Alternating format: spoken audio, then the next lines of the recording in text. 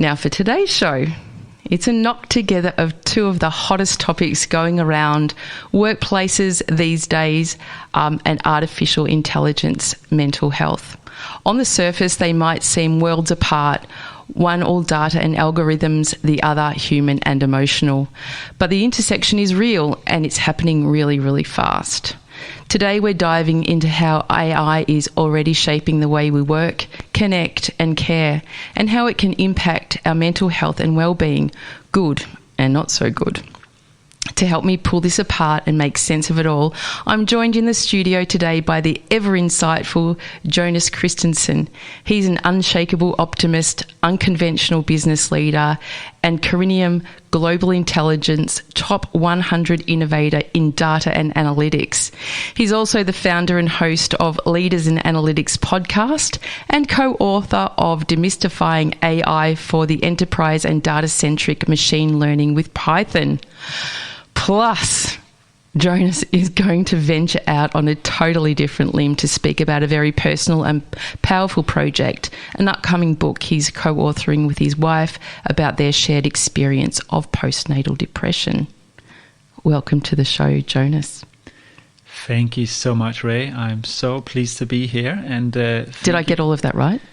You did. I would have corrected you otherwise, but you did a great job. And thank you for caring about the other half of the population, that is men and their mental health.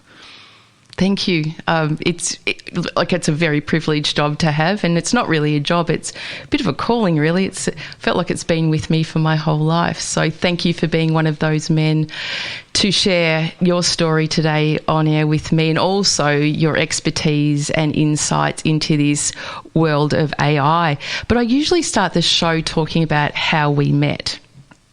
Well, how I met my guest. How did we meet? Do you remember?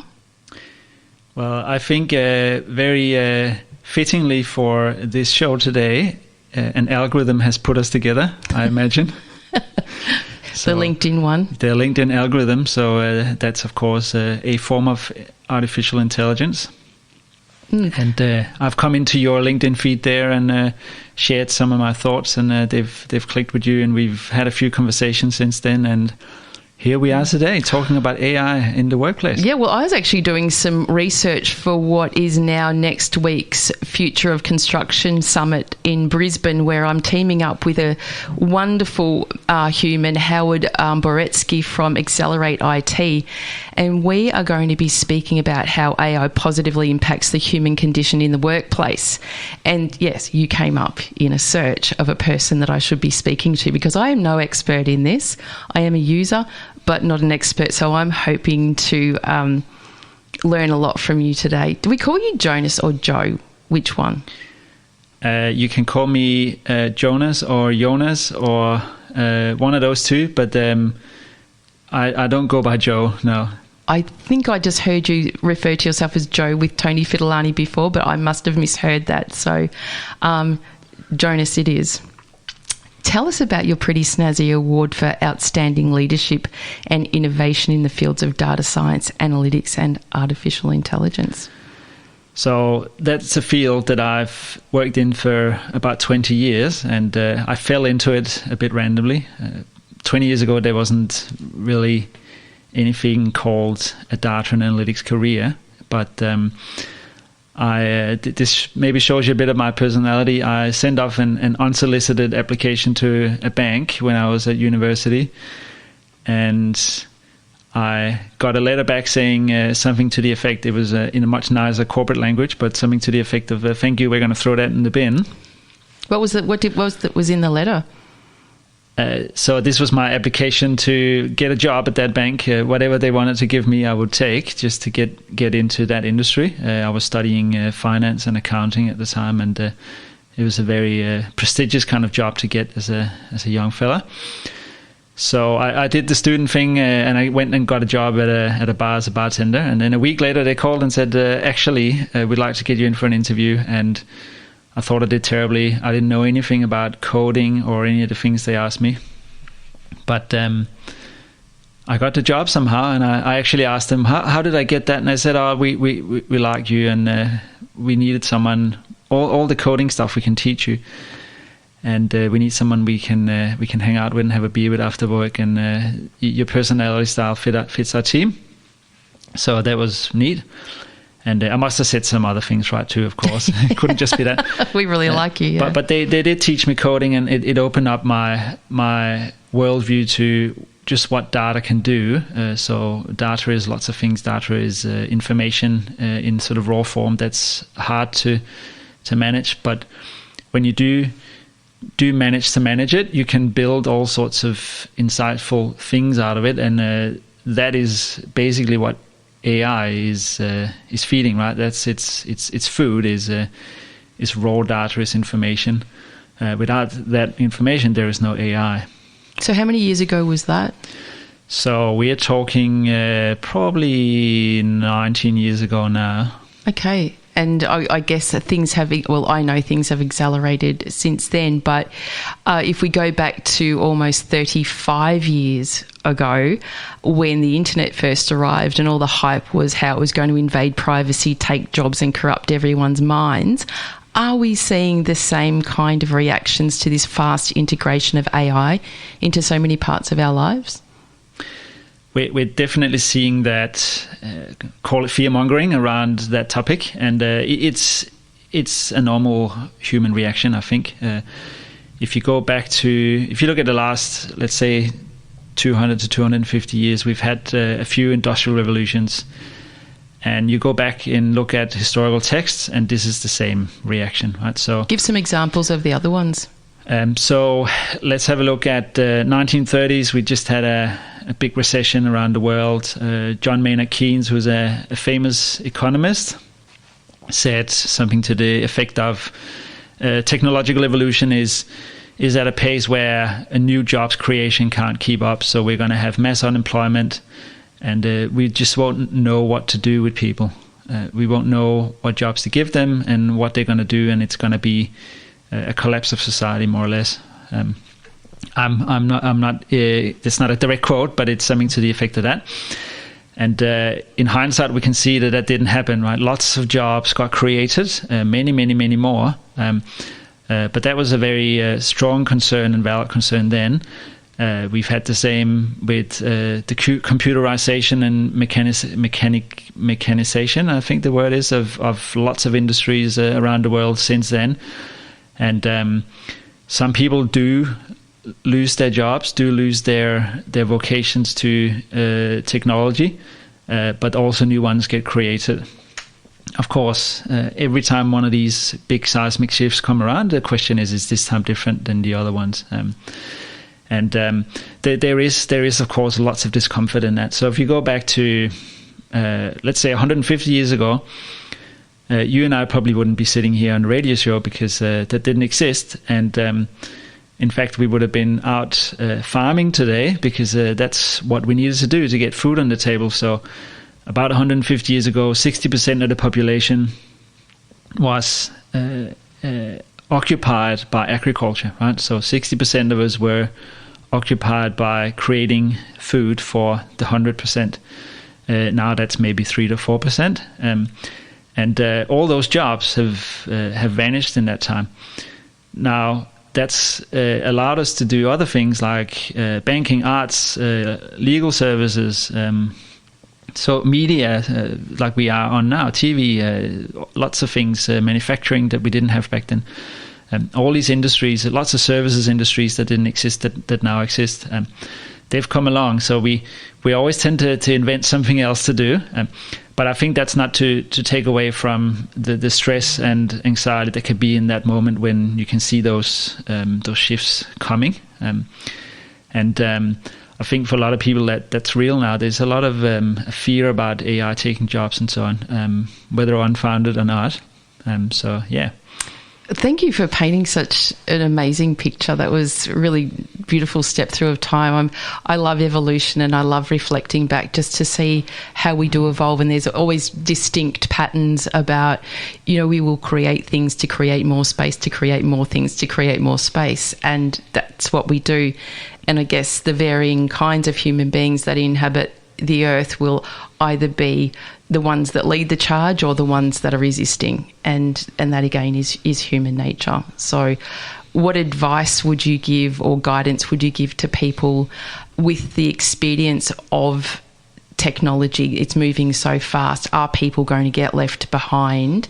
And we could unpack this a little bit more during the show, especially in relation to mental health and some of the ways that we're engaging with algorithms there and apps in managing our health. Will people get left behind if they don't get on board? I think there is a real risk of that in some cases.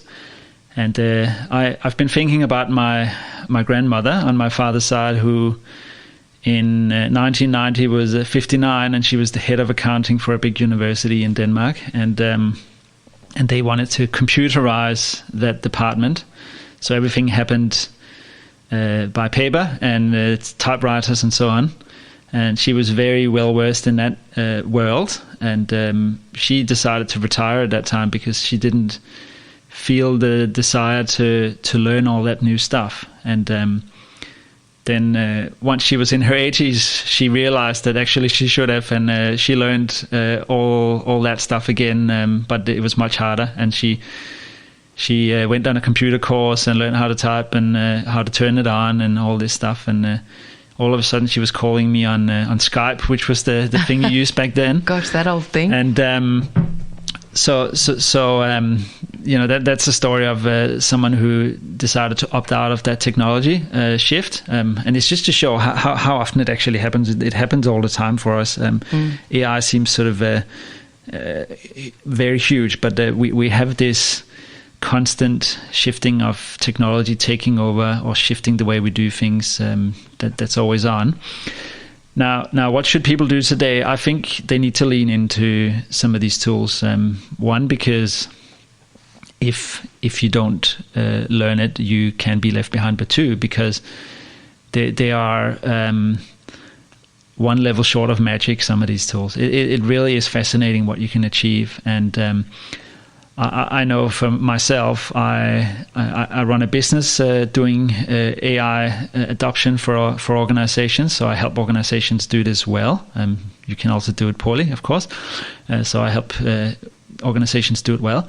And I also use AI in my job, and I probably produce the output of 3 me's with AI compared to what I could do beforehand. And that's pretty amazing. So if everyone can do something like that, of course it depends on what you do for your vocation, but if everyone can get that sort of uplift, it's pretty amazing. And, I use it all the time, and to help me create space to do more things. But commonly people, when I ask them how they're utilising AI, quite often they'll say, "Oh, I'm not touching that, it's cheating. It's not real. I would much prefer to do it myself," which I think is okay to have that attitude. But I think the whole sum zero of if I use it, I'm cheating and I'm not really engaging or communicating properly. I think it's like anything. It's how you use it and what you do with it that's important. Absolutely. And I understand that initial thought of cheating. I can see where it comes from. I think... What about in education? And kids who are not probably great yet at decision making? So we're seeing a couple of things in how these tools are used. So one is it makes the people who are not so well versed in something, it makes them better, right? It uplifts their bottom level, if you could say that. So they can achieve a lot more. And I think that's pretty neat. I think this is a huge upheaval of the education system as we know it, and we have to redesign some of the ways we do things there, because in many ways AI can actually stand in for the teacher. I was speaking to a colleague the other day, and they have a daughter in university, and this is one way that she's using AI tools, something like ChatGPT, not to write the assignment, but to mark the assignment before she hands it in. So now when you're at university, you get a marking rubric. So this is... What's a rubric? So a rubric is, if you imagine a table that has the requirements of if you have an assignment to hand in, here are the things you need to do. And then across the vertical axis, and then across the horizontal axis you have what is, say, a fail, a pass, a distinction, high distinction. What's required to do that? Now, this person, she might create the assignment. I don't know how she uses AI to do that, but she might create the assignment, but then give it to a tool like ChatGPT and say, here is the marking rubric and here's my assignment. Can you tell me where I would fit in with this rubric and why? And it might say, at the moment you're only a pass. If you want to get a distinction or high distinctions, here are the things that I recommend that you do. And her grades have gone up because of that. Oh, so it's not telling her what to do, it's just telling her that she needs to study harder or study more, or it might tell her what to do specifically, but it doesn't necessarily do it for her. But I think that's actually a really neat way to do it. Because there's still learning involved then, isn't there? She's learning from the AI. Yeah. You think about that, it's actually much faster learning because she's getting the feedback before she gets the assignment handed in so she can apply the feedback.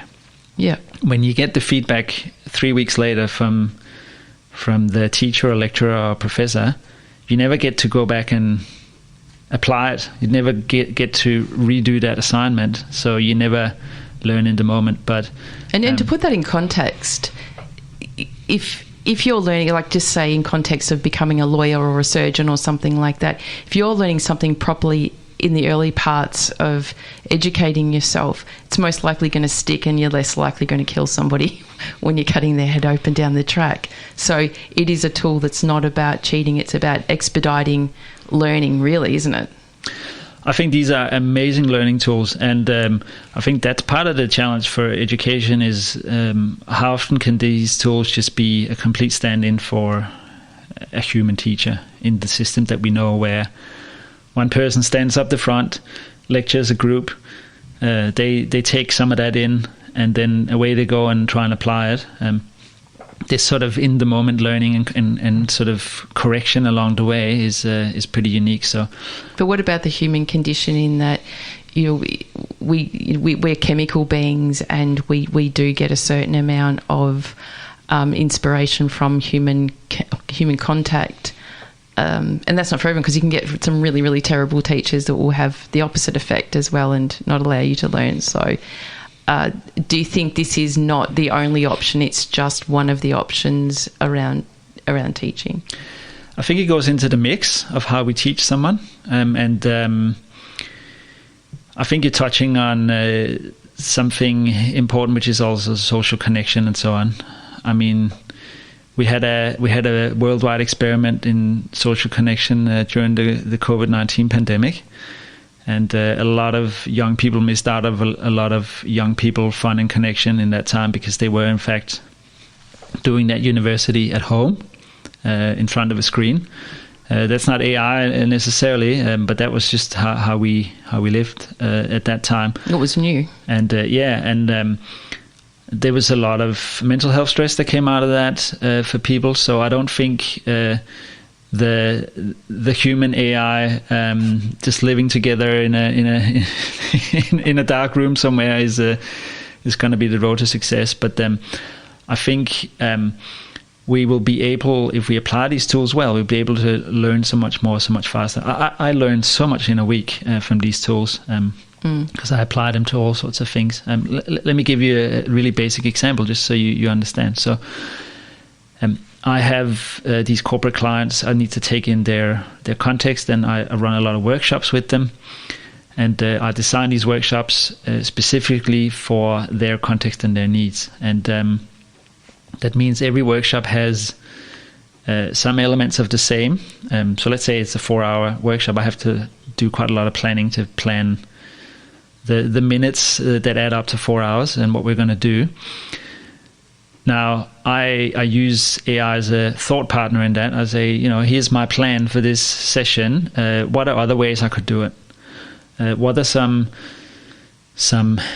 proven ways that I could apply what's called human-centered design, for instance, or human-centered learning into those workshops that I haven't thought of, and it might come up with some frameworks that I'd never heard of. And and then I go and apply it. And who gets the benefit? My client gets the benefit the following days, because I've created something that was way better than I would have otherwise, because I would have never thought to do those things. And I now have also learned about those set frameworks, so I'll use them again. And but you still have to deliver it in person, don't you? So there's still that part of you. And also, it's not like you ask ChatGPT and it gives you something and then you blindly go in. In fact, you and I instigated a little bit of a radio stunt, and I asked ChatGPT in a lot of detail to access all of your social media, anything you've ever done on the internet, and compile a list of questions for this show that was around the intersection of mental health and AI. And it produced me a whole range of questions. I didn't check them on purpose, and I gave them to you. What was the accuracy rate? Well, I had a small shock, because there were a lot of quotes attributed to me and articles that I'd never written and so on, right? So this is a common challenge with AI, that it can tend to hallucinate. And I think that's actually really important to unpack here, Rae. So, because there's a few layers to that. Firstly, we can laugh at that and say, therefore AI is useless. No, it's not. It shows that we're pretty far from replacing humans, because you need to fact check what it does. And because of that, and this is what I say to the people that I work with, your subject matter expertise still matters. It actually matters way more, because some of these tools, we're now talking generative AI tools. There are many different types of AI. We're talking generative AI here. So generative AI is a type of artificial intelligence that creates content, right? So you ask it, I don't know, write me a letter to the Prime Minister in the voice of Donald Trump, and it can do that, and it sounds like something he'd say, right? Or write it in the voice of Mickey Mouse, and it'll say the same thing, but in a different way, and it has some interpretations of that. So these are perhaps silly examples, but it shows you that it can be used in a very creative way. Now, it doesn't stand in for expertise. So you can use it to create lots of things. Like I said, I use it for some of my framework and workshop designs and so on. But I still need to know whether it works or not. And half the stuff that it suggests to me it doesn't fit what I want to do. But also learning what you don't like or what doesn't resonate is learning in itself. So it's a challenging tool that challenges your internal narrative and also your external delivery too. Yep, absolutely. So we won't get replaced by these tools anytime soon. I think where there is a chance for people getting severely disrupted by these tools is when your job, your vocation, your business is requiring is based on a very narrow particular task that you perform. That perhaps has a high level of skill, but is somewhat commoditized. So let me give you some examples. So interpretation services, translating from one language to another, that's always been complex because you need to learn a language and so on, and then you got to know how to apply it and so on. But some of these tools can do it to almost perfection. Just, snap your fingers and it's done. In 1 or 2 seconds. So those sorts of businesses, they might get still business at the high end where there's high stakes, but for smaller things like, I want to translate this document just to see what it says, you're not going to use an interpretation service. The same for contract lawyers, the same for if we take another vertical, taxi drivers. So in the US you have companies like Uber and Waymo. Waymo is it's a subsidiary of Alphabet, which is the owner of Google, so Google's holding company. And they have in a few cities over there fully autonomous taxis that drive around in places like driverless cars. Yeah. Yep. So and the reason it works well for taxis is it's so hard to actually get a driverless car to do what it needs to do safely.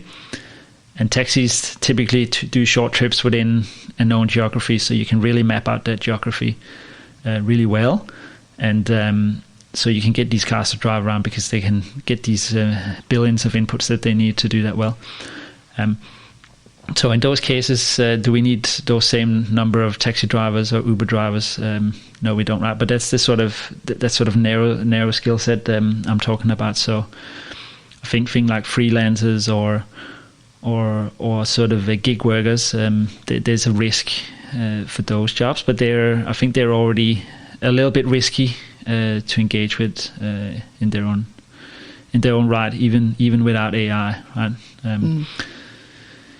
So yeah, I think in summary, it's not going to take all our jobs, but you do need to learn it because being effective with these tools is going to make your life easier. Even going back to the internet again, and how these things are built for our convenience. Human beings are always trying to find ways to have a more convenient, comfortable life, and this is one of them. And when you learn how you would like to use it, you don't have to use all aspects of it, because it's very, very powerful in areas like universities, or if you're working on the COVID virus or something like that. That's a very, very powerful way of being able to map those things. But as a domestic user, I know myself, I love using it in my mental health work, because quite often I'm working with clients who are experiencing acute trauma, but they have to be able to speak in court, they have to be able to speak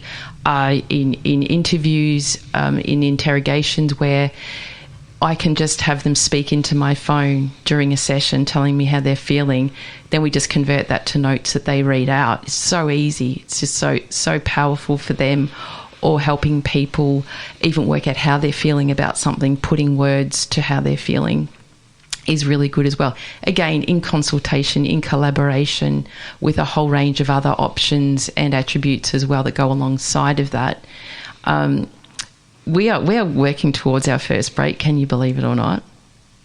Wow. Time flies. You sound so surprised, but get even really more surprised, because it's the time where we've reached what I've coined the very special guest song request.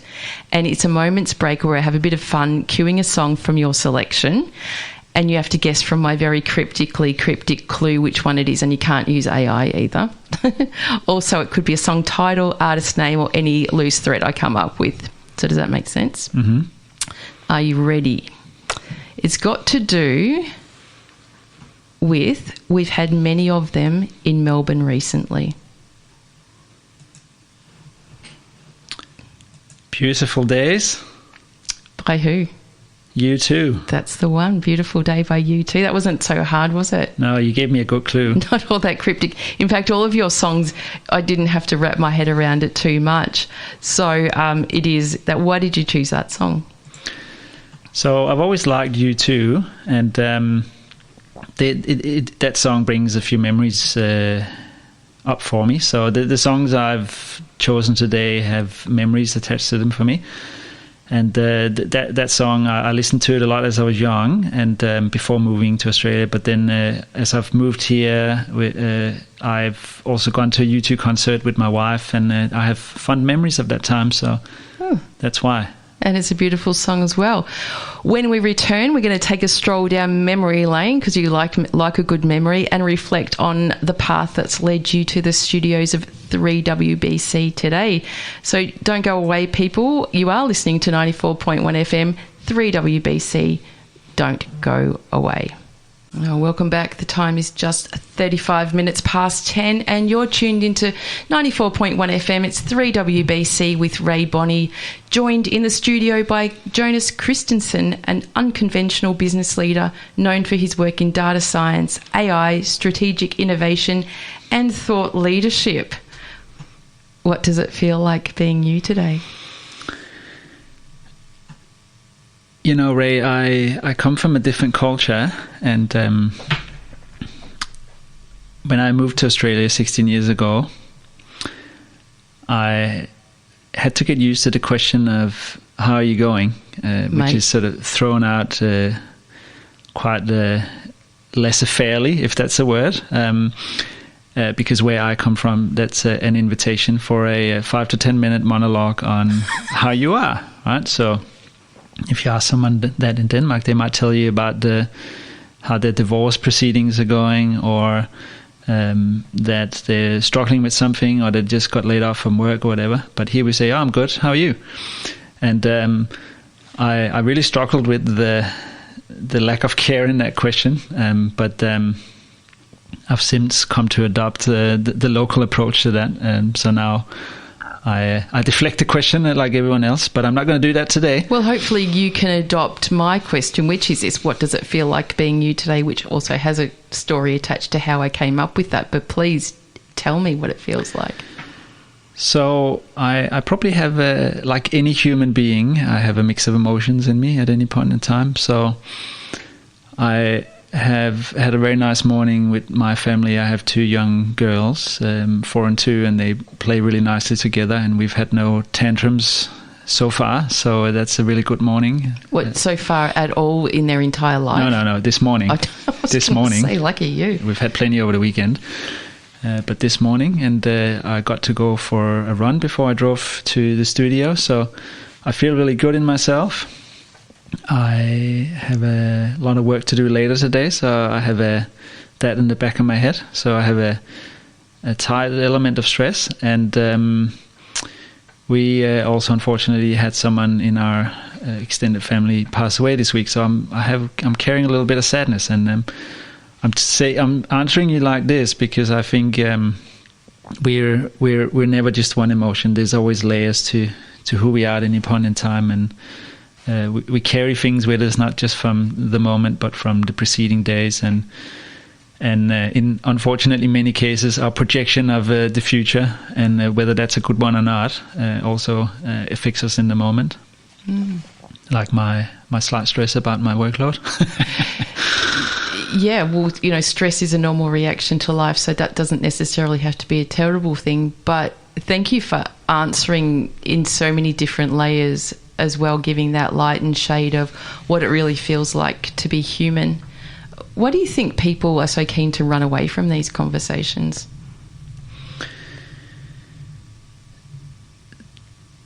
There is discomfort in uncomfortable conversations, first and foremost. There is, unfortunately, some taboo with it in many cases. And then sometimes people open up and other people don't know how to react to it, and that can feel like a letdown. So you might have tried it and then, that didn't work, so I won't do that again. So I think given that this is a men's health show, we can take the male lens to that. There is a cultural thing that we've been brought up with of boys are tough, and therefore we can do certain things. We don't cry, but we can be a bit wild and stuff, and that's just boys being boys, and girls have to do girl things. And I think some of that lives on and on and on in how we communicate or don't communicate, and you see that come out in men's mental health all the time, and how we tend to carry a lot ourselves without sharing, and that probably comes from in part from some of these societal norms that aren't necessarily pushed upon us directly, but they're kind of indoctrinated in our culture, so we don't even think about them. Do you see much difference in Australian culture as opposed to where you come from in Denmark, in how we're raising boys?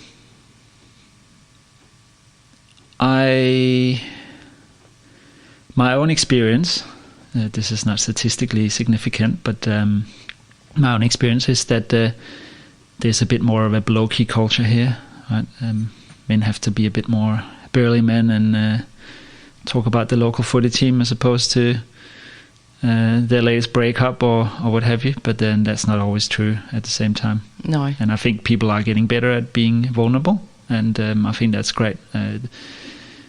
Certainly younger generations seem much more in touch with that.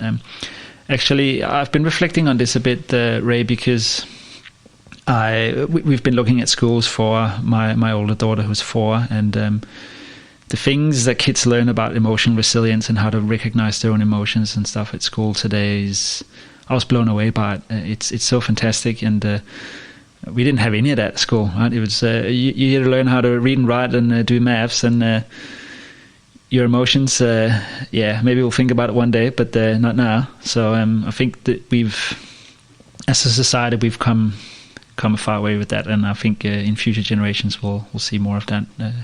Oh yeah, it's very exciting. The up and coming generations and how they're really, really picking up these themes, especially around diversity, inclusion, and equity. They really understand what those three words mean, as opposed to the introduction, especially into workplace, where typically it was about women.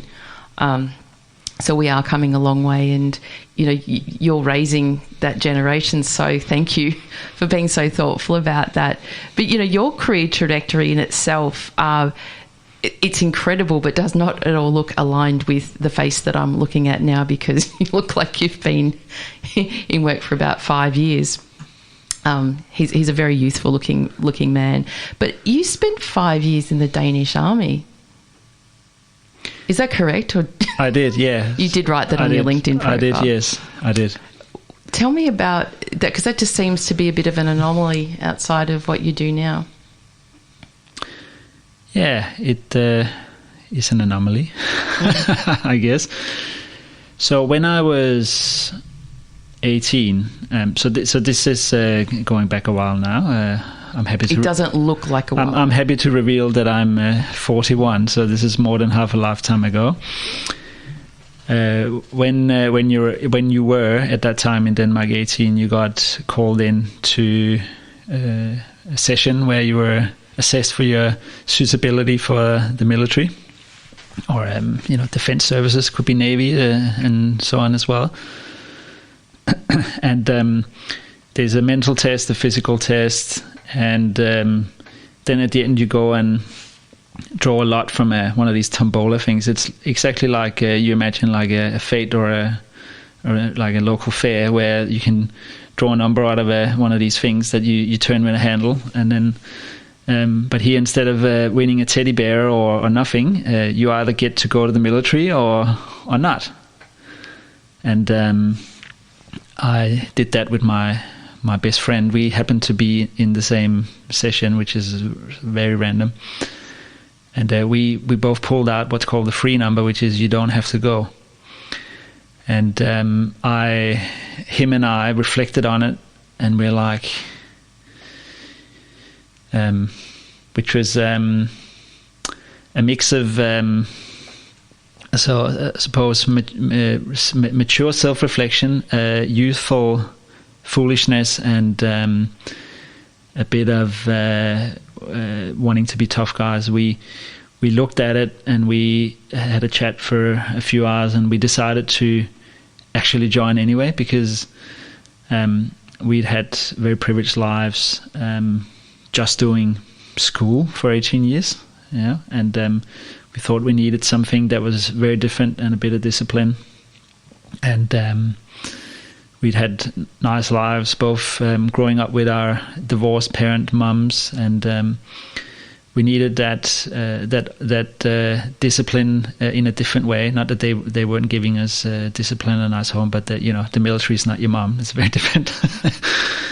So we did that, and I almost regretted it, I would say. When I started, it was horrible. They were really nasty pricks to you when you're in there to start with. Sorry for swearing, if that's a swear word on radio. I don't know. But it was my choice, so not to complain. And it really I grew some hair on the chest, as they say, from that. And a year later, I got included in what was called the NATO Reaction Force, which is something that Denmark was a part of at the time, well, still is, but was a part of at that time. And I got deployed for 6 months in former Yugoslavia in a peacekeeping mission. And I was 20 at that time. That was a very rewarding experience. Right? So you're with these guys that you're such a unit, you're such a team that you protect, and you're you're an organism together, right? So there's if you think about military units, there is the group of two, you and it's called a body, right? So typically you have the unit of 2 people, then you have the unit of 10, which is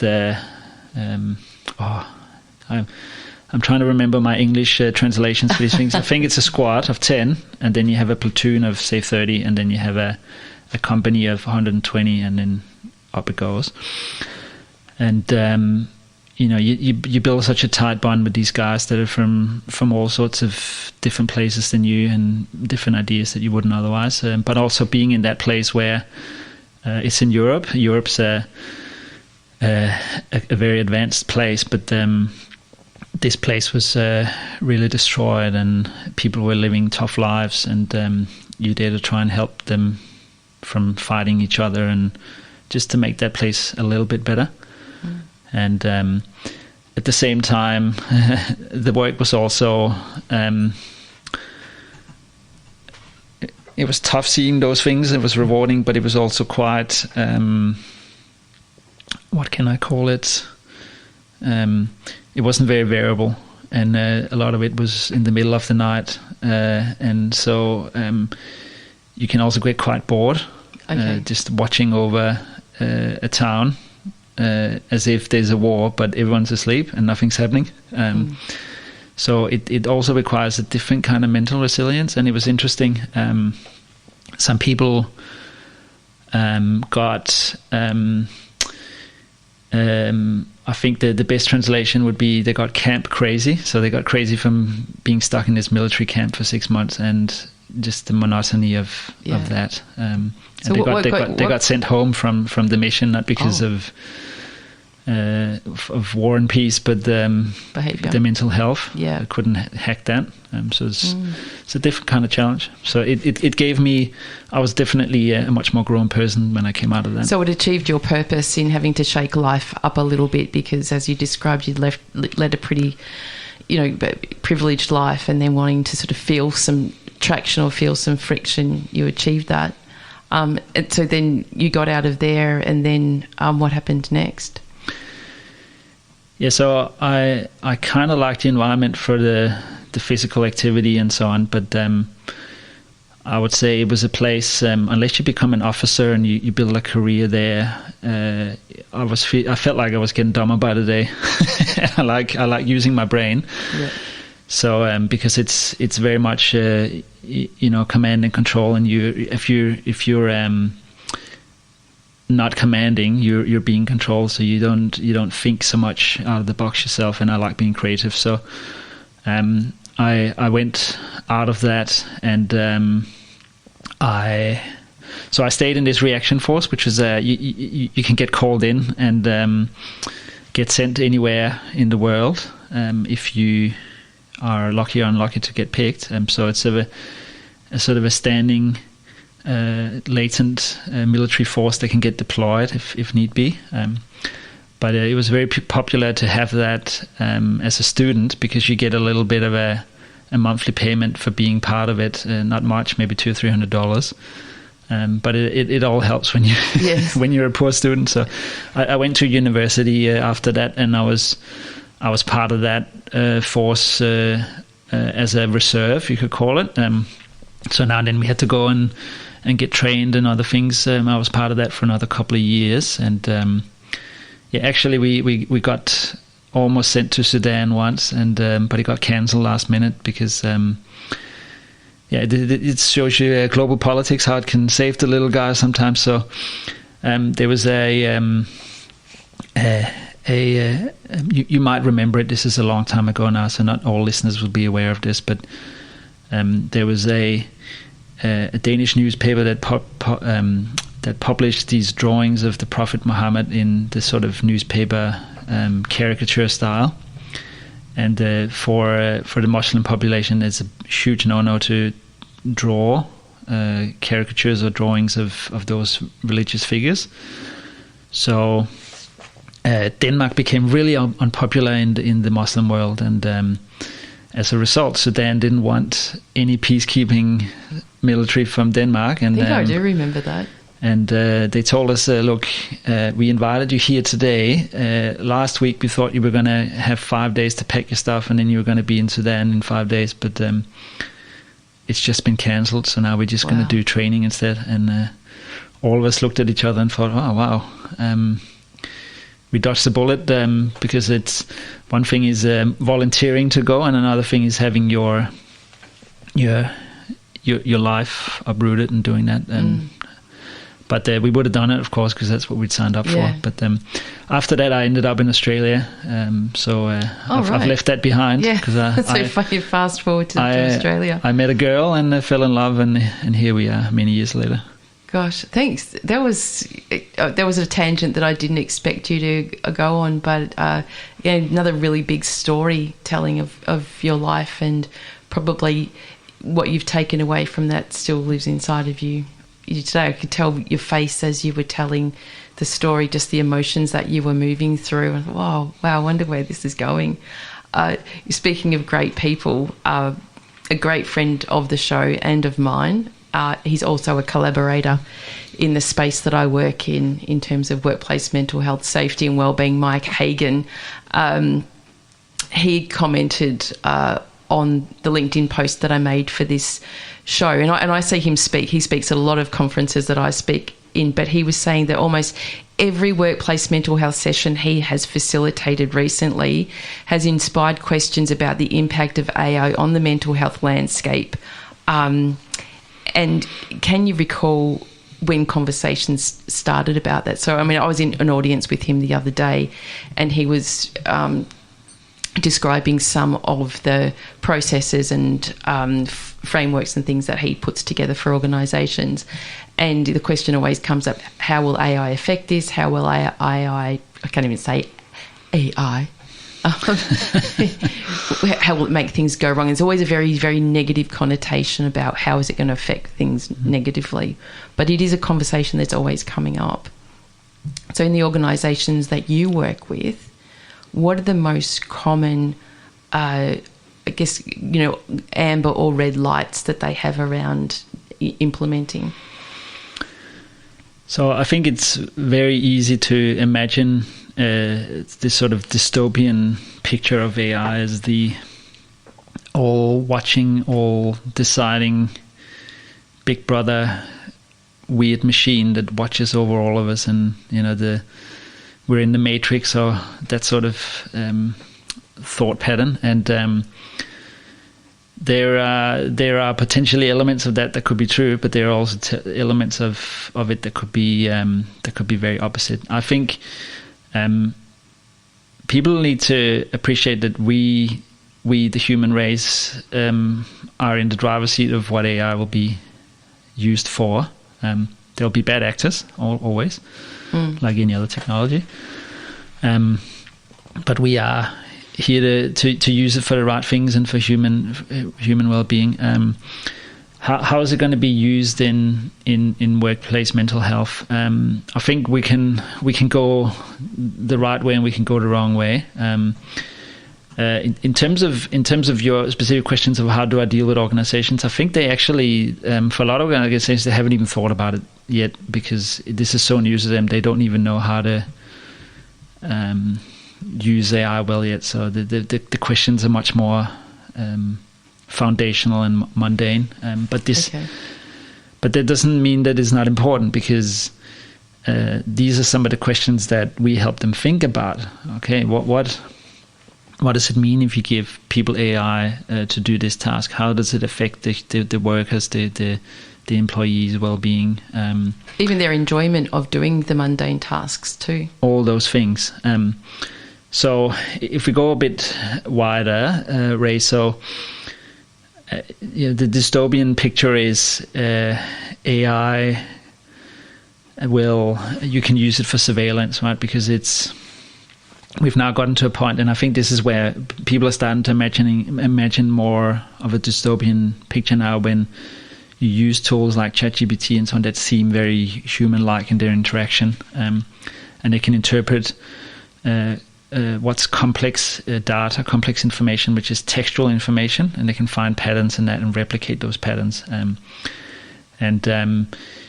where you can use that for surveilling people's communication with each other, emails, and so on. The way we hire people, the way we decide to hire or let go of people in workplaces. And I think the sort of idea of this management by algorithm is something that sparks fears in people. So I think. So what's an example of management by algorithm? So there are stories of Amazon using this in their warehouses where the staff there are wearing various trackers and so on. Their productivity is measured, and if they're not up to scratch, then they can get lose their job, right? I would say someone like an Uber driver is actually also being managed by an algorithm, right? They don't speak to the Uber headquarters. Mm. The algorithm tells them what to do next and where to go, and offers them opportunities to earn money. The same with Uber Eats and others that are like that. I'm not picking on Uber here specifically, but it's just an example. They're pretty ahead of the curve, though, aren't they? People can relate to. Yeah.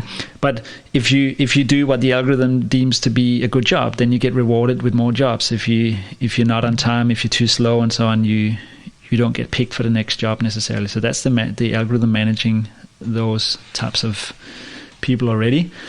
I think this is where the workplace people will not like that in a normal workplace, if you call it that, where there's a different kind of set of values, and I think we have choice here as humans, and I think we need to negotiate that choice as it comes through. And I think if we go back to all these different periods of technological evolution and look back at what's happened there, the importance of unionization and unions to negotiate and barter for rights, for someone to do that, it can also be government, I suppose, has become more important, because it's the balance of what we can do with these technologies, what is technically possible versus what we should be doing. I guess part of it also is the humans, instinct to just fear change, but at the same time we're the most adaptable species on the planet as well.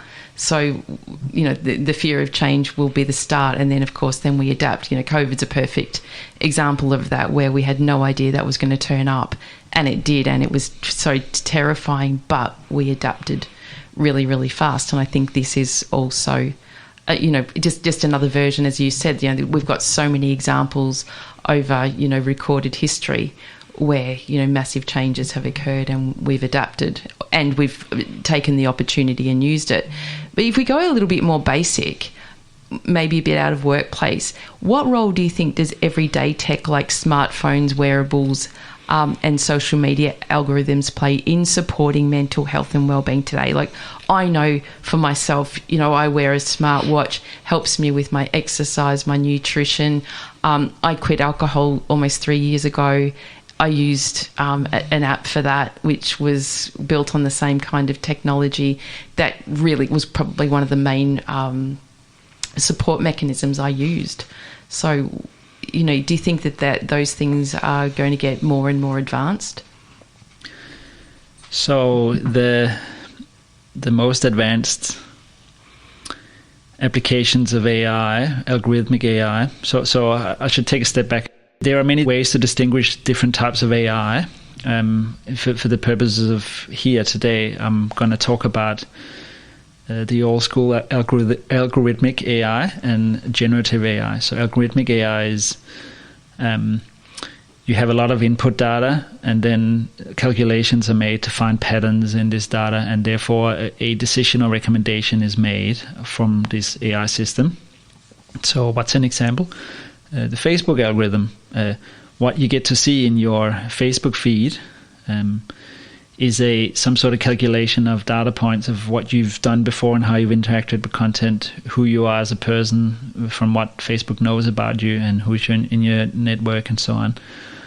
And that's called algorithmic. It's an algorithm that decides that, but it's generating new content. It's just deciding, is it A, B, C, or D that you get to see, and in what order, and so on. Right?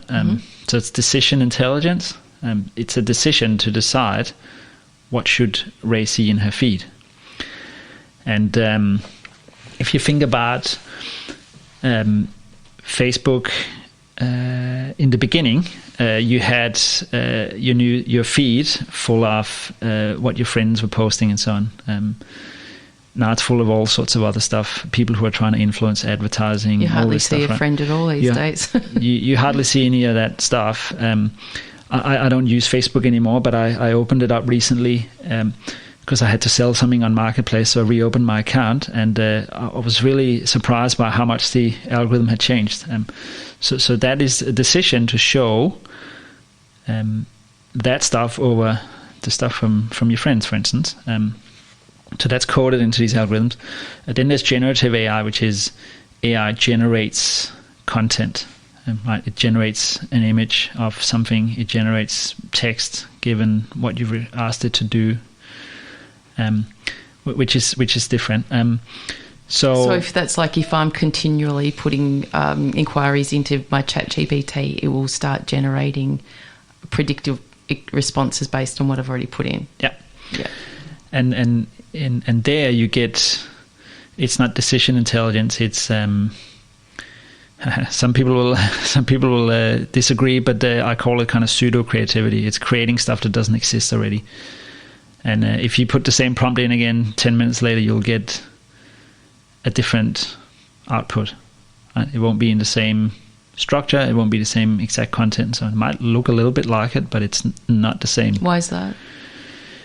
Yeah, well, these are different algorithms. They're built for something different. They generate content based on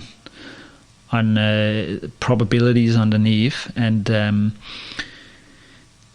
so they choose probabilistically given what you've asked. And I'm simplifying it a lot. It's a very complex kind of machinery, but given the words you've given it, and given what it's already said, what it's already written, what's the next word?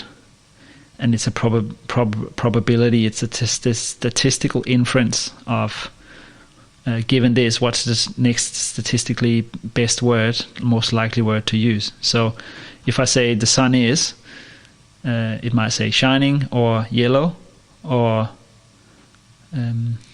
red. That could be statistically probable words. Yep. But it probably won't say the sun is burning down on me like a scorching fireball, and I'm so hot today because I've been exercising for a whole day. Whereas a human might say that.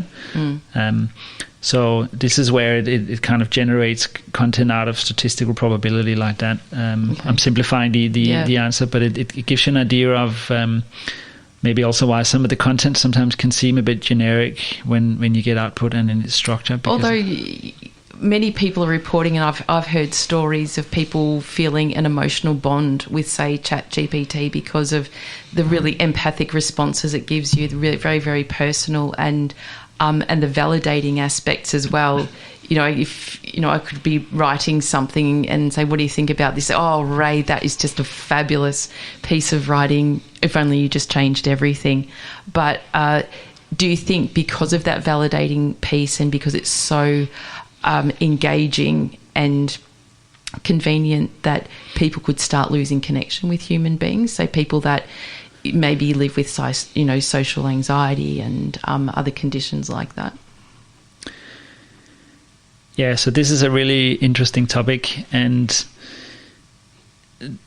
again, there's good and bad in everything, and these are technologies. It depends on how we use them. So some of the most common use cases are for these tools, these generative AI tools, are emotional support, generating ideas, learning about yourself, having a partner to be creative, having a partner to explore ideas with, and so on. And that's something that you might normally do with a human, and or not do at all. So I think there's kind of two ways to think about it. There's the glass half full version, which is you now have a mental health coach, a support worker, a performance coach, whatever you want to call it, and you can literally go that act as a high performance coach, and the AI will take on the role of that. And there's some underlying assumptions about how one of those high performance coaches behave. I can't tell you what they are, but it will then behave in a certain way. Help me find my life purpose, that sort of thing, right? And so people get to ask questions that they would never ask because it's too hard, or they would have to go and find a high performance coach and pay them. But it's like a machine gun approach. You can just keep asking and keep being validated. But also it builds, some of these apps that we were talking about before also builds accountability. So now your accountability to something that's not human. So it's kind of a whole different relationship, isn't it, where you choose to be accountable and you can just turn it off if you don't want to be. Yeah, and I think again, it's how we use it. I think this is very different to the algorithms that are affecting us every day with YouTube, YouTube, Facebook, Instagram, and all that are serving us up what it thinks we need, and. In those cases, I think those organizations, this is my personal opinion, they might disagree. I don't think they're living up to the actual responsibility that they have put on themselves when they have whatever it is, 2/3 of the world's population in those apps. The mental health effect that they can have on people, the people get swallowed up in these algorithms for hours and hours and so on. It's right? like anything though, isn't it? You could be addicted to, going to Blockbuster and hiring, 10 DVDs and sitting down and watching them all day. And you can say, people have agency over their own choices and they could just turn it off. Unfortunately, not everyone does. And, no. It's a cause for anxiety for many that they're swallowed up in these things because our brain is not built for these sort of flashy dopamine hits that we get when we scroll and scroll and scroll on social media. Yeah.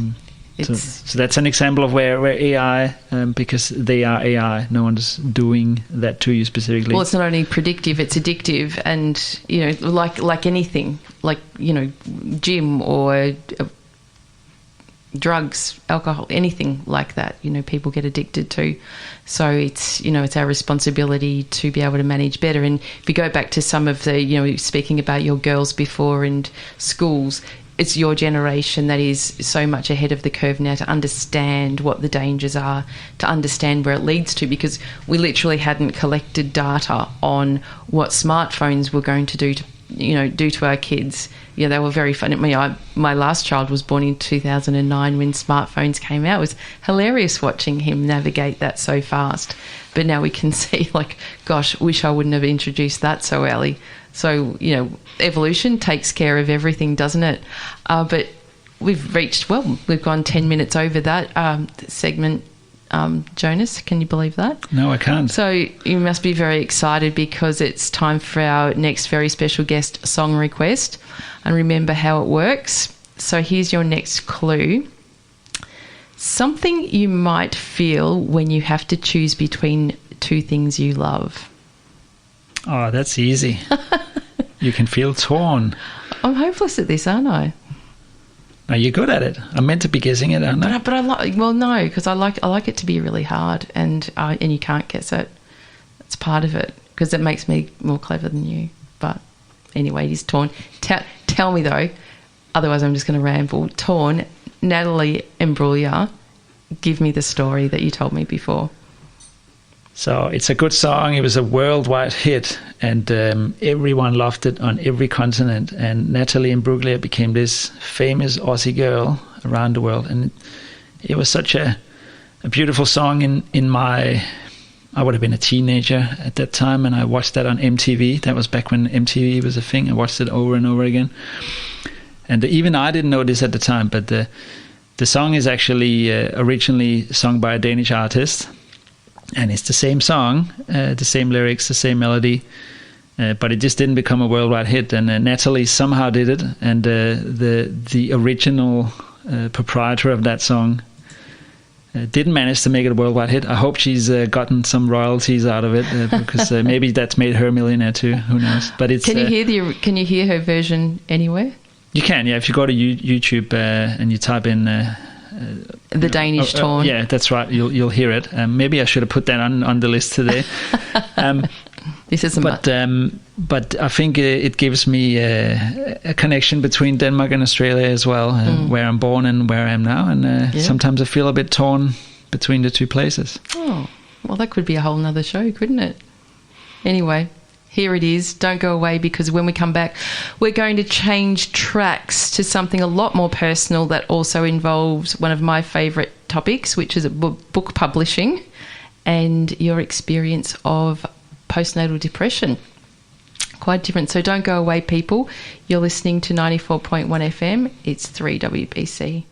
Welcome back. The time is 15 minutes past 11 and you're listening to 94.1 FM. It's 3WBC with Rae Bonney having a real conversation about artificial intelligence with subject matter expert Jonas Christensen. He's also devoted to one of the greatest jobs on earth, that of being a father.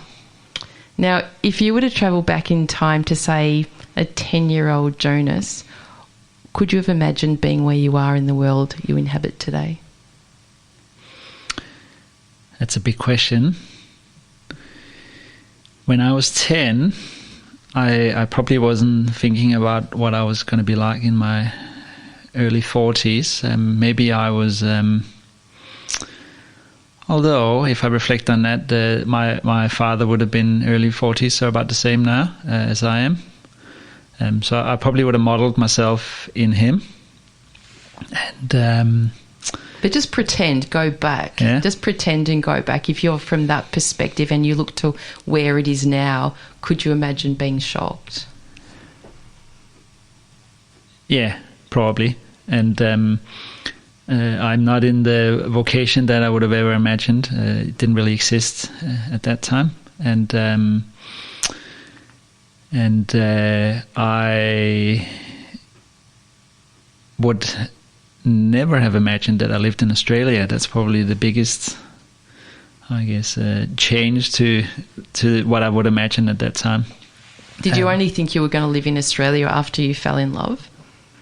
It was never on my cards. I had never even intended to visit here. And the first time I visited was with my 2 bags and a one-way ticket. So,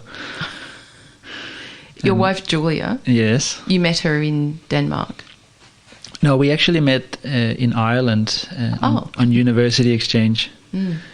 And we were 2 days in. The uni program hadn't started yet, and we lived in the same sort of dorm college, and there was a get together at the local pub for all of us. And Julia came and introduced herself, and the rest is history, as they say.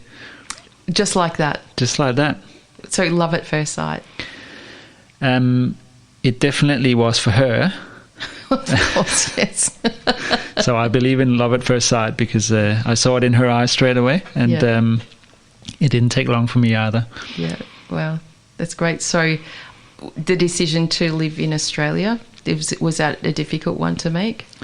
Absolutely. So we were in Ireland for 4 months, and it was a very tearful goodbye, and I'm a very rational person. I try to be anyway, according to myself. And so I thought, this is never going to work. You know, we live 20,000 kilometers away from each other, so as heartbreaking as it is, let's just cut it off and be sad about losing each other, but that's the easiest. And Julia leads with her heart, so she convinced me otherwise a couple of weeks later, and then she spoke to my heart and managed to convince me that she should visit me 6 months later in the European summer, and we had a really lovely time for 3 weeks. And then the same again, we stood in an airport and cried on each other's shoulders. And again I had the thought of this is kind of silly, and emotionally taxing, and I felt torn at that time between Denmark and Australia, and I thought about it for 2 or 3 days, and the questions in my head were, I love this girl. If I want to be with her, I have to drop out of university. I have to quit this nice job at that bank that I got, that I thought was miraculously given to me. Because you're a nice guy. That's right. And little did they know. I was a nice guy, and I had to sell my apartment that I had. I had to get rid of all my furniture and belongings. I had to say goodbye, at least temporarily, to my friends and family that I cared for. Was anyone alarmed that you were just running away to the other side of the world for love? Well, this was not decided yet at this point, and I thought about it, and I called Julia 3 days later, and I said, look, we had this wonderful time just then, and I think if this has to work, one of us has to move, and logically it's me, because you're a psychologist, or you're studying to become a psychologist. That's not transferable. I speak English, you don't speak Danish, so logically I'm the one who's doing it. But I just feel like it's such a big life decision. It's almost more than getting married, because I'm uprooting my whole life and just plunking into Australia with a one-way ticket. And she said some very wise words that made me change my mind ultimately, or make the decision ultimately, which is, well, if it doesn't work out, you can just go back. And I said, yeah, that's easy for you to say, but then as I reflected on it, well, it's actually as simple as that. It might work, and it can be that I live here for a long time and end up on a radio show in Box Hill one day, but it also might not work out, and I can just go back. It's not a what's called a one-way door where you can't go back through the door. It's a two-way door. If you don't like what's on the other side of the door, you can Life open. has many doors, doesn't it? That's it. So I ended up here 6 months later, and I dropped out of uni, and I enrolled in Deakin University here and finished my degree, similar degree, and I transferred some of the courses that I'd finished already. So there was a benefit to that, and here we are 16 years later, and we have 2 kids and live in the suburbs. Yeah. So what is it like being a dad? Oh, it's the best. Also very frustrating. We were talking about it last night, my wife and I, and she said, she read some quote by someone saying, it's 10% of it's good and 90% of it's lots of either small or large frustration, but it's all worth it, because there's 10%, it's probably higher than 10%, but this was the quote nevertheless.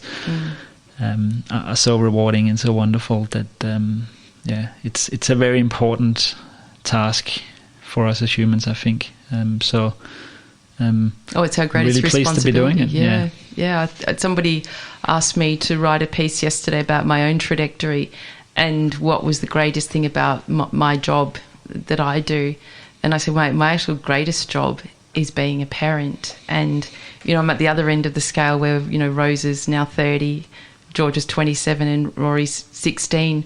But they are really, really good citizens of the world, and for that I feel like I have picked up my responsibility and done quite a good job on raising them. So it is something quite amazing.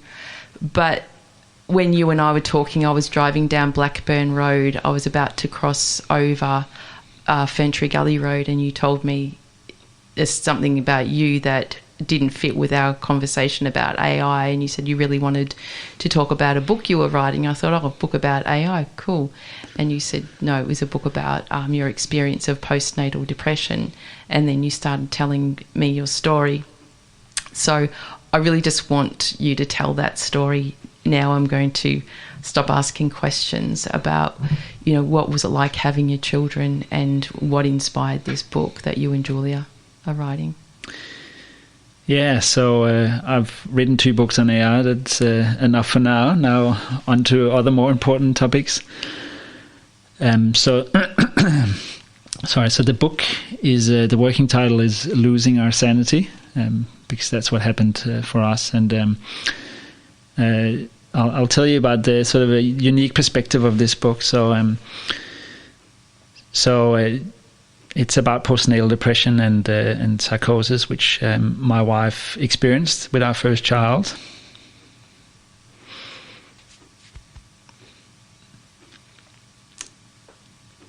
Sorry, not an artistic pause. Just it's bringing up some emotion for me, of course. Yeah.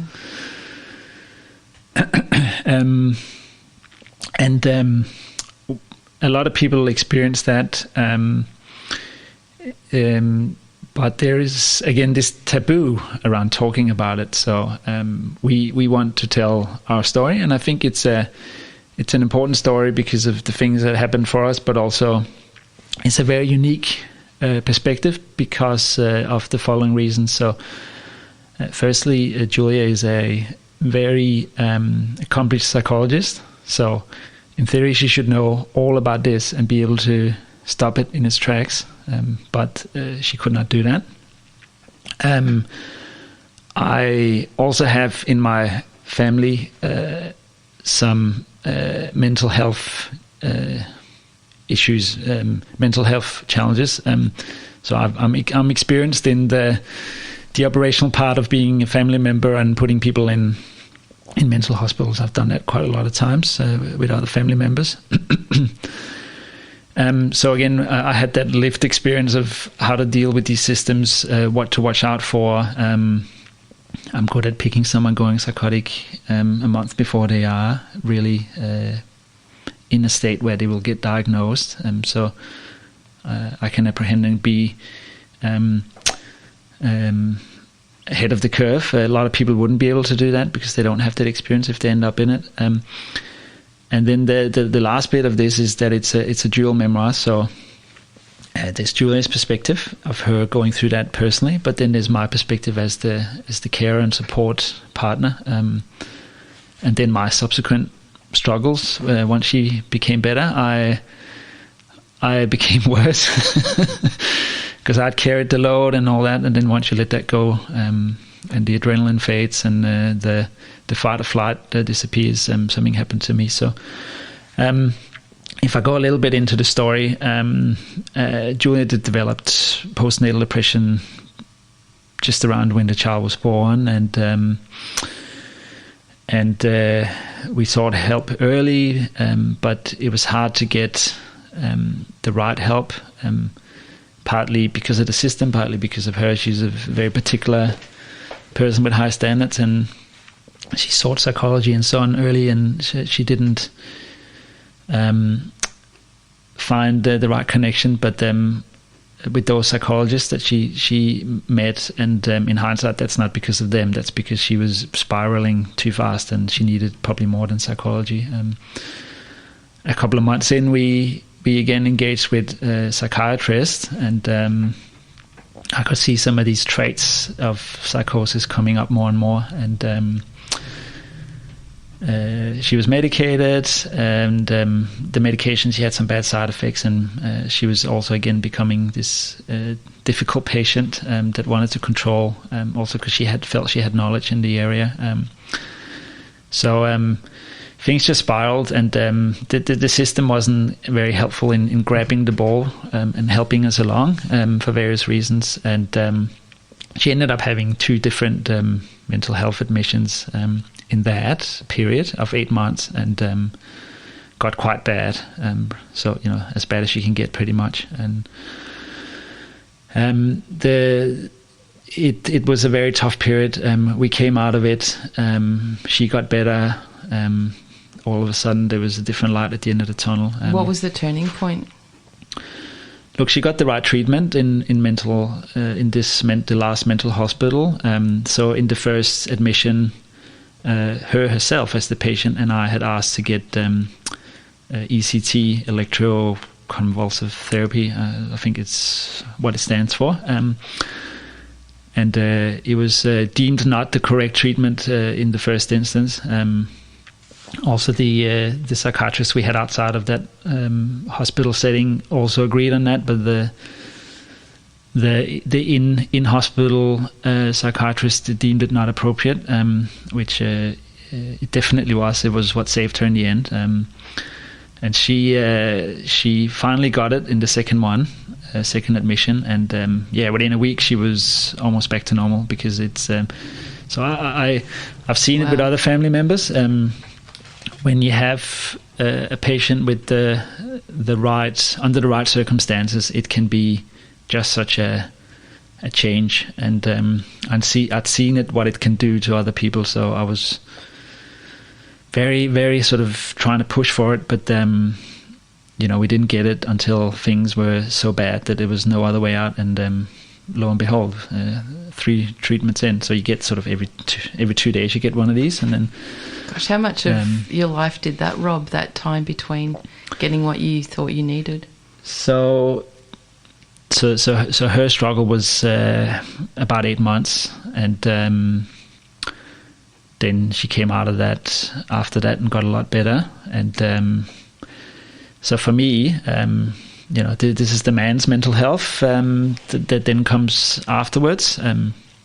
For me, it was really hard to come to terms with the whole thing. What were you feeling? I got I'd had this the reptilian part of my brain, the fight or flight mode turned on for so long that I later was diagnosed with PTSD from it,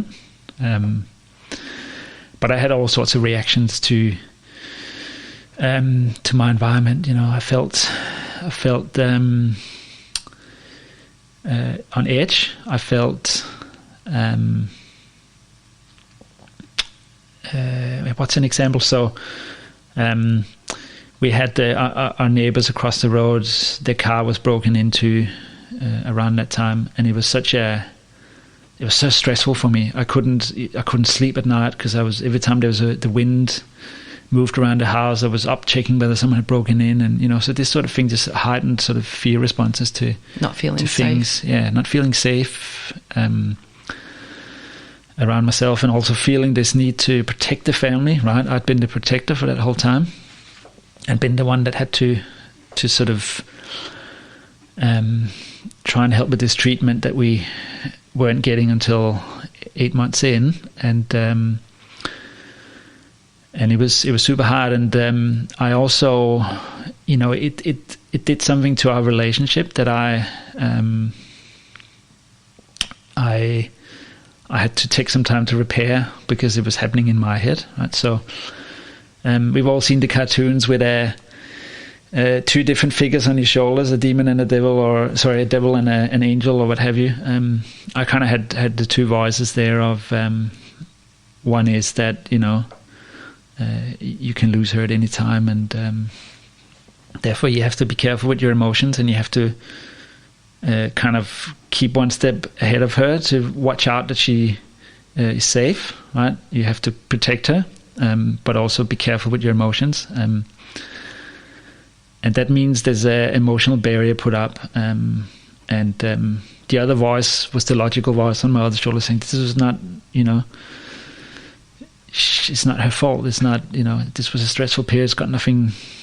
She was the person who was the patient, and it's affected you, but it's not her fault. You can't kind of take it out on her, and it's totally obvious that I shouldn't do that. But there was this kind of voice in my brain that was trying to deal with the trauma, and our brain protects us in ways that we can't control ourselves necessarily. And I went to a psychologist and got some help to think that through, and cleaned up my own head, and also cleaned up some of the things in the house that I'd had. It sounds a bit crazy, but I'd sort of, one thing about psychosis is you become very obsessional about things. Like, you can really sort of obsess about things and focus on them and make them the cause of your problems and so on, right? So I had some things, like some books that Julia had obsessed about, and these books were about how to take care of babies, and if she just read them, instead of doing other things, she would have been okay. And therefore, this is, I should have read these books, and I'd hidden those books in various places so that she wouldn't find them. And now and then I'd come across them, and all these emotions would come back up. It took me a good year to sort of throw the books away. It sounds weird, like why didn't I just chuck them? But now they're in a rubbish tip somewhere, and doing those sort of acts of cleaning my own brain and cleaning the house of artifacts helped me let go. What part of the support that you received was the most useful for you? There's probably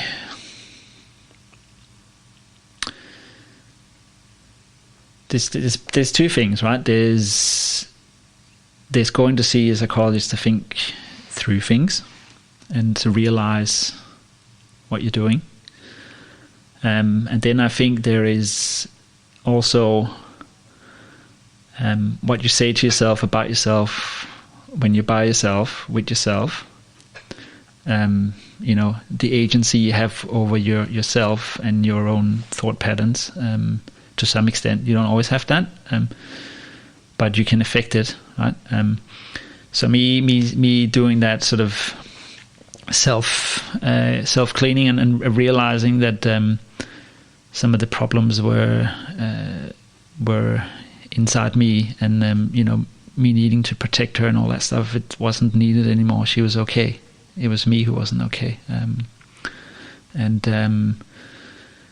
Letting go of that PTSD, recognizing that I would have these anger outbursts. I'm the most placid person, but I'd get so angry when there was something that reminded me of some of those times, and that was unfair. So I had to. How did you go with bonding with your daughter during all of this kerfuffle? She was my everything, right? Because when my wife was admitted twice, that adds up to a month and a half to 2 months that she wasn't there, right? 2.5 months maybe even. It was her and I, and we don't have any family nearby. The closest family is a 2.5 hour flight away, right? So we had a lot of support from family, and we stayed with them at times, interstate and so on. So it's not to say they weren't with us, and they were super supportive, but they just weren't there every day. And I had this wonderful child that I had to take care of, and she was a very sweet little angel, and it was very precious to have her at the same time. And I think another thing that we want to highlight in this book is some of the misconceptions around postnatal depression and also psychosis, but there is in society a bit of a taboo about talking about it, and there's also some misconceptions around what postnatal mental health problems are. So often it gets connected to the mother or father not liking the child, and on TV it's all these illustrations of infanticide and the risk of that and so on. It's actually very rare. In most cases it's the female who gets it, and in most cases it's the target is themselves, and them being not good enough and all those things that you can get when you're depressed and psychotic. It was wonderful to see Julia's love despite all these challenges that she was going through towards our child. You could she could be completely out of herself, and then you just go insert child, and medicine. She would focus on her for a little bit and kind of turn it off, but that would have been super hard for her at the same time. So I think that's another part of what we want to try and destigmatize some of these things around not being able to talk about these topics, not being able to have them as part of your conversations in the same way that you talk about, I broke my leg, or what have you, and other sort of physical injury that you can have. Well, on this show, we've done a couple of interviews. One in particular about paternal postnatal depression, and it's if women are overlooked with postnatal depression, men are even more overlooked. That it's not deemed something that men do experience. However, it is a biological thing for men, where it involves testosterone and involves lots of different hormone imbalances that affect men obviously differently, but has similar outcomes as well. Thank you for sharing that. That just sounds horrific. It was. Yeah, so there are a lot of details to this story, of course. And when is the book due to be published? It's a good question. We don't have a date. So we're in the writing process. We're about 50,000 words in from memory. And how do you go sort of co-writing, tag teaming that? I mean, I'm writing a book myself at the moment, but it's just me. I'm not relying on anyone else or another tone or language that's being shared in a book. Yeah, so we're to finish on your first question. We're looking for a publisher in a few months, and so we don't have a publisher. So we'll either publish it ourselves or with someone. But we'll see when we get to it. Part of that is writing the book. In terms of that, I'm behind Julia, because Julia writes her bit, and then I come in and fill in the gaps. That's the artistic part of this. Right? One thing is your story, another one is how you tell it, and that's the fun, creative part of writing a book. It's emotionally taxing, this particular topic, but we're finding it really fun to be creative together, and it's also part of our healing together, right? It's we've come a long way to be able to do something like this together, and we reflected a lot on what had happened to us, and sort of, we talked for a long time about how do we make this have some meaning for us and for the world? How do we make it mean something positive? And this book is the result of that. How do we help someone who's in the same situation cope with that and get out of it? Because it can seem so hopeless when you're in it. Right? But even what you've described, your situation is so unique with the psychosis element. Not everyone has that piece, which is just a whole another nightmare to wander through. So I know this will sound very cliche, but do you think this experience has made you guys stronger? It has. And I think life is full of tests, trials and tribulations. And there's another tried saying of what doesn't kill you makes you stronger. So there is a bit of that in here. And I think it's given us a completely different robustness, and I think for both Julia and I, we've learned something about ourselves and each other. So Julia's done a lot of therapy to understand how she even ended up like that subsequently, and connecting the dots for her. How did you go for having a second child? Was that daunting? It was at first, because she was on medication at the time still. Some of this. But was there some fear that it would return? Yeah. So the first step was coming off that medication, and she had some withdrawal effects, which can seem like you're having a relapse. And I think a lot of people never go through so they might take 2 weeks to get through that, and in that time you're feeling like you're relapsing, but it's the medication leaving your body and because it's affected your chemical balance in your brain, right? So.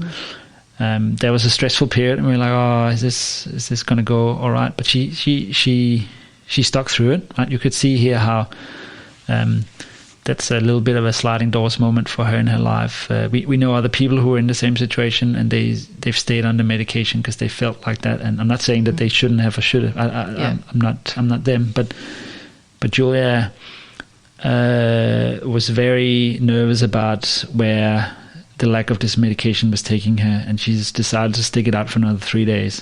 Yeah. And she's never needed it again. And she could have also decided to go back on it, and she would have never known. Our second child is a wonderful gift in our life, and we love her so much, and she's super fun. So it's definitely been rewarding, and this is one of the things that we also want to show the world with this book, is that you can do it again, and next time can be different, right? And so there's a few of these types of books out there that have this theme of people who've gone through it, and often they stop at the first child because it was so traumatic. Yeah. That's sad. If that, I'm not saying they should or shouldn't have, but for us that would have been a sad loss of what we had now if we hadn't gone for the second one because of our fears. But I think what you're going to be sharing with the world is something that's just so generous to be able to do that, but so incredibly helpful, because I think you'll be very familiar with the supports that are available for these situations, and they're often very, very clinical, and they're very one size fits all. But to be able to, lived experience, I think goes very, very beautifully alongside of medicine, especially when it comes to health and mental health. So thank you for putting yourselves out there, and good luck with publishing or self-publishing. Thank you. It's a choice in itself, isn't it?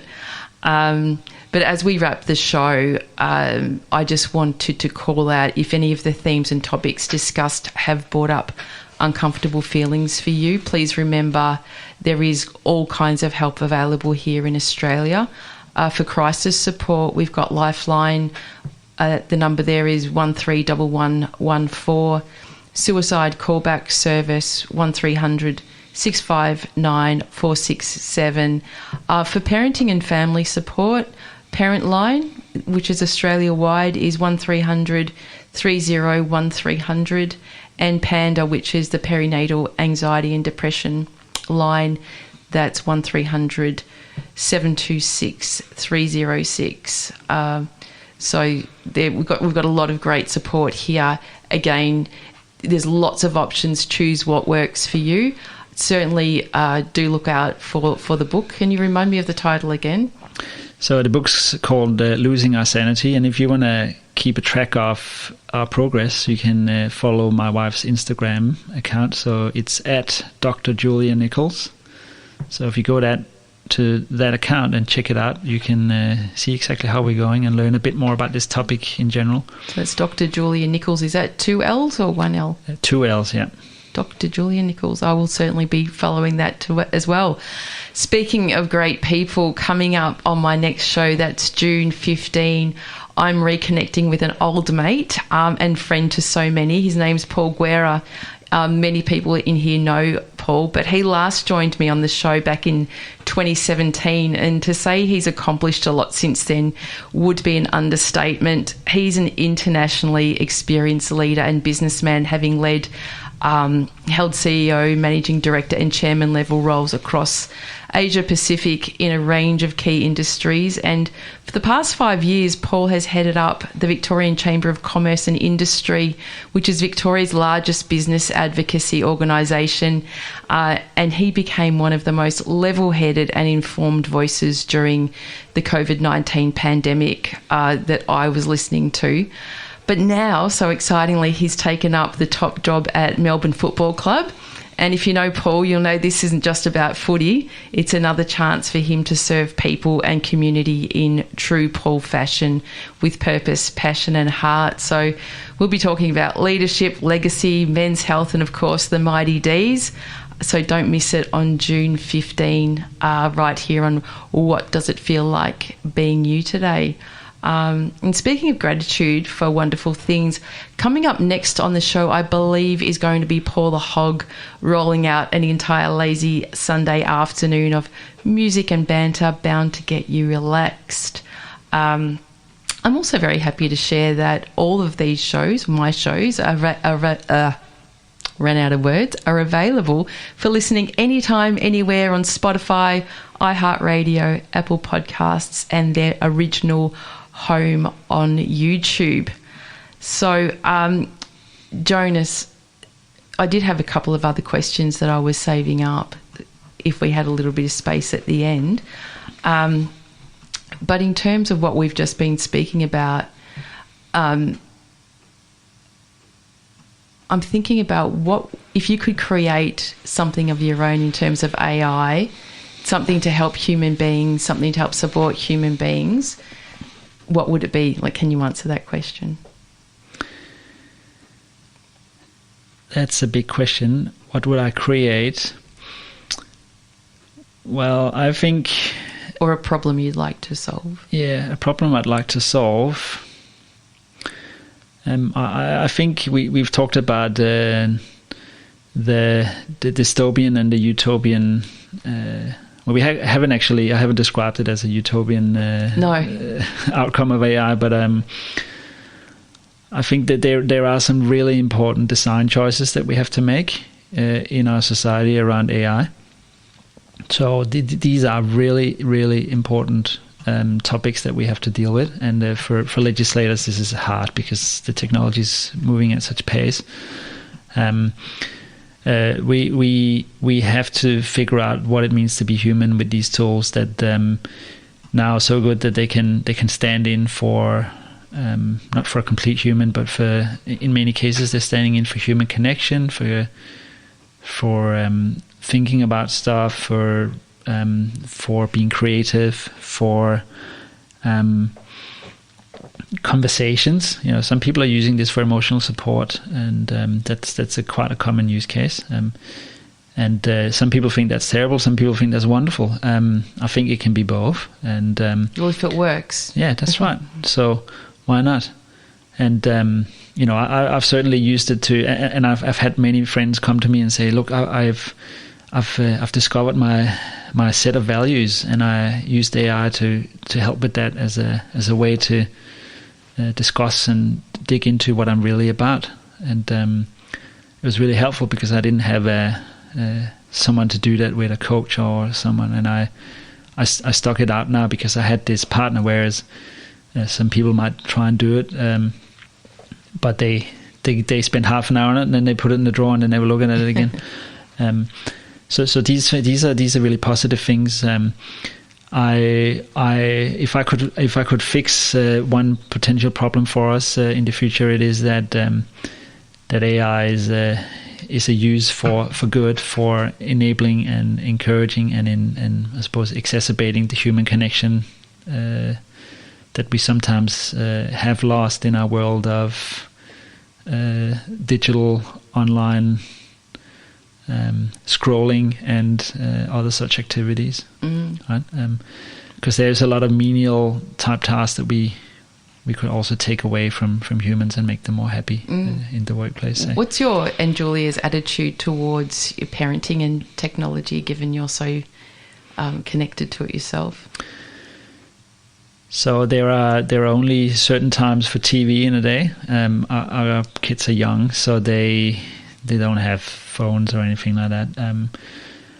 I use technology with them a lot, however, to connect with family, right? So we video call family that are 20,000 kilometers away in a different time zone, and that's a connection we could have never had otherwise. So that's wonderful. They speak 2 languages, and that's partly because of the types of TV that we show them, and that availability of that TV is you know, the Netflixes and the YouTubes and the Disney Pluses of the world. They help us have the same content, but in Danish and English. I love that.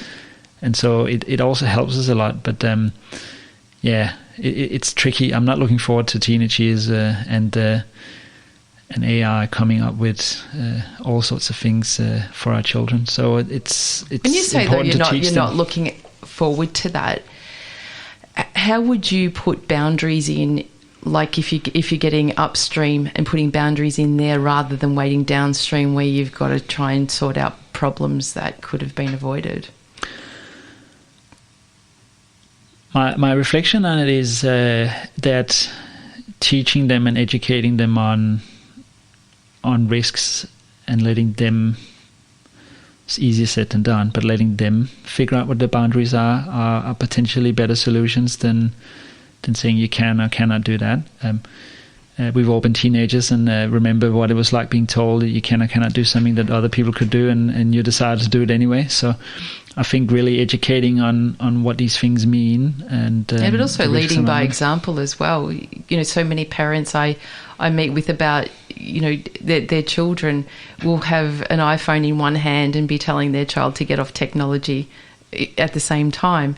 So it's, I think we've got to be demonstrating the behaviours as well, that we're being responsible and accountable to the same standards that we're setting for our children.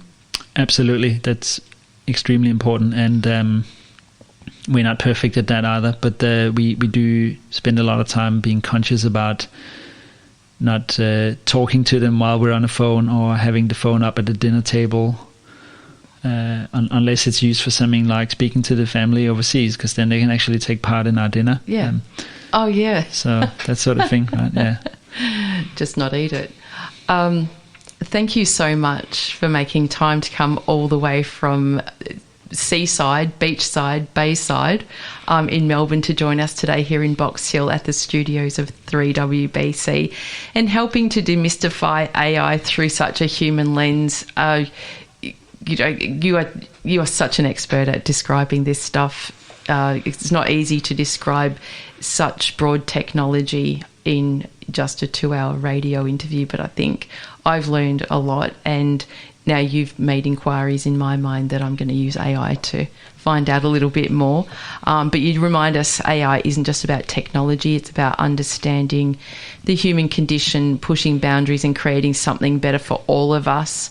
Your insight and generosity inspire hope for a future where innovation truly serves people. So very grateful for your time. I did, because we were supposed to play another song, but we went through that break, we smashed through that.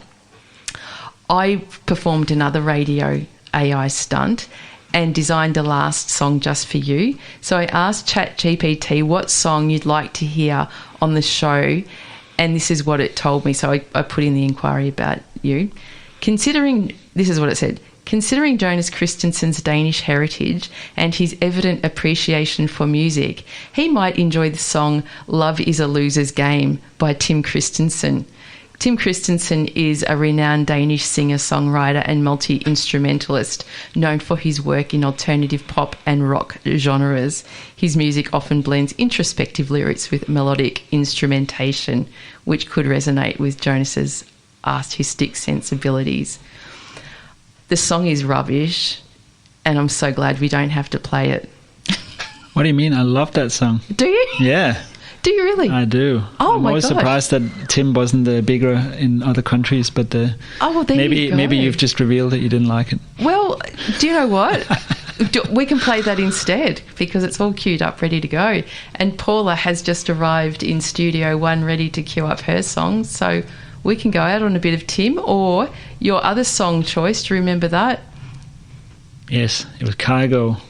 And the clue was, it's not you. It ain't me. Mm-hmm. So your choice, Love is a Loser's Game or It Ain't Me. Now let's finish on a positive note, which is the Scandinavian house music that I love so much. And that song reminds me of a holiday in Africa, a place that I love spending time in because of people's attitude towards life there. So let's finish with that one. And this is the Kygo one? Yeah. Okay. Thanks everyone for tuning in. Stay safe, and we'll see you or hear you next time.